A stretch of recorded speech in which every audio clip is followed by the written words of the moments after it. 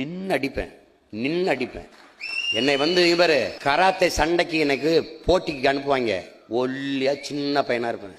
நான் green belt தான் வாங்கியிருந்தேன். இந்த ரெட் பெல்ட்டு இந்த பிளாக் பெல்ட் வாங்கினவெல்லாம் தூக்கி என்னோட சண்டை போட விடுவான். முரட்டு ஆளாக இருப்பான். பயப்படாமல் நிற்பேன்.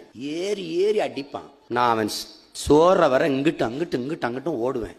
நான் பயந்து ஓடுறேன்னு நினச்சி எல்லாம் கைதிட்டு சிரிப்பான். ஒரு சின்ன பையன் ஜிக்கிட்டான்ட்டு அவன் எச்சவன்னு அடிப்பேன் பாரு. ஒரே அடி முடிச்சிடுவேன்.